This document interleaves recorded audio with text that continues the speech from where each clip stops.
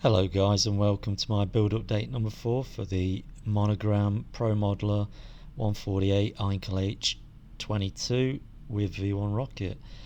So starting off from where build update number 3 left off, I'd applied a gloss clear coat to seal the decals. The next thing to do was start weathering. So I mixed a dark dirt wash with black oil paint, bit of white, and thinned it down with odorless mineral spirits. I spread that all over the wings and the horizontal stabilizers, and then I rubbed it off to leave sort of an amount that gave me a nice effect that I liked. I then moved on to the fuselage and did that, and then lastly I applied the dark dirt wash to the V1 rocket and then rubbed that off, and you can see the panel lines stand out more now. Next I moved on to the other side, and I wasn't going to put a dark dirt wash onto that, so I mixed a light dark dirt wash and applied that all over the underside and then rubbed that off, and as you can see it looks nice against the black dark grey colours of the underside. Those whitish panel lines stand out nicely. So next I mixed a reddish brown filter wash and started applying that to details. I did the wheel bay doors, then I applied some to the propellers, and that's a close-up of the propeller. You can see the reddish brown filter wash on that. I then used it to do some fuel streaks and some tonal variations on various areas of the surfaces, in the creases, the join lines, and around the engine nacelle there you can see it. On the horizontal stabilizers, the rudder, and in the creases there, the joins.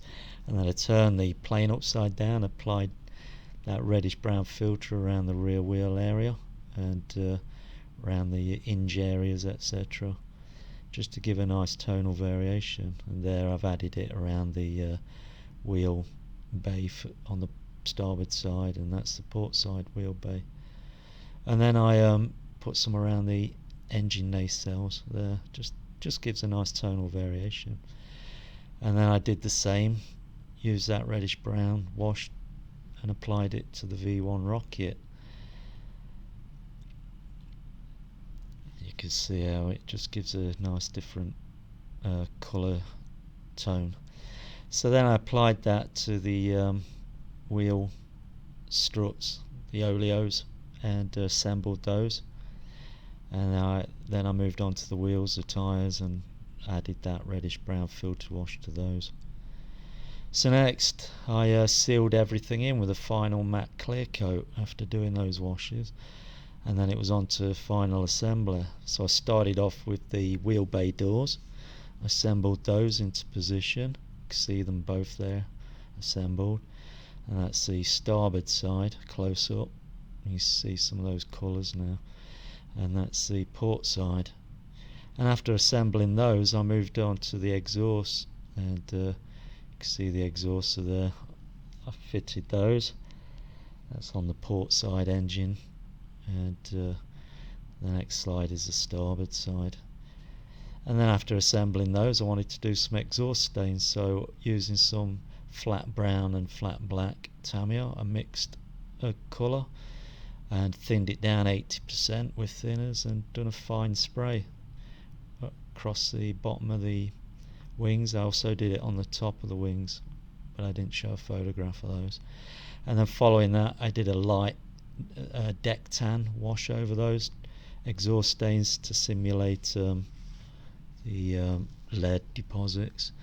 And then after that I removed all the masking from the cockpit and the fuselage windows, and you can see there's a little bit of touch up required here and there, which I'll have to do.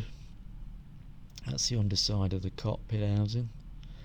So after doing that I moved on to the wheel assemblies and put those in place.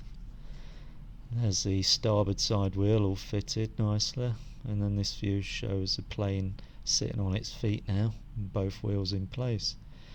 Next I did a little bit of chipping on both propellers, and then I fitted those in place. The clips on the back weren't very good, so I had to glue them solid. And then the next thing I fitted was the dorsal gun turret machine gun, and when that had set I then dropped the clear turret in place to finish it off. Then I moved on to the AIT probe that goes on the underside, and that glues just there. And as you can see, I hadn't removed the clear liquid masks from those windows, which I did after noticing it. Then I fitted the pitot tube, and then started on with the lens navigation light, painted the background silver, and then fitted the lens there. And the next thing was to fit the aerial mast, and that's that in place. I then fitted the V1 rocket minus all the decals. It should have 24 decals, but as you know, they got destroyed, so that's just going on without decals. And after that, there is an underside shot, sorry. After that, I moved on to the Rudder counterbalance weights and fitted those in place, and you can see them both glued there in that view. And next thing to do was the machine guns that I'd purposely clipped off so they didn't get snapped off and lost. And then I glued those in place, and then I painted around the entry point, exit points with leather tone, because they had leather pouches there to seal the hole. And that's the front one. That's not a very clear picture, sorry. And then that's the final one, the underside one on the glass house on the underside, the gondola. Next, I used the point of a cocktail stick, clipped it off, flattened it down, glued that in place as my connecting point for the antenna cable, and using fine easy line cable, 10th thou, I super glued that in place, and then using some clear glue for windows, clear window glue, I simulated the tension as 2 at the rear end, 2 at the front end, and that was it. So that's my 11th and final build for the year completed, and as today is New Year's Eve, I'd like to wish all my viewers, my modelling friends, subscribers, a happy, healthy and prosperous New Year 2016.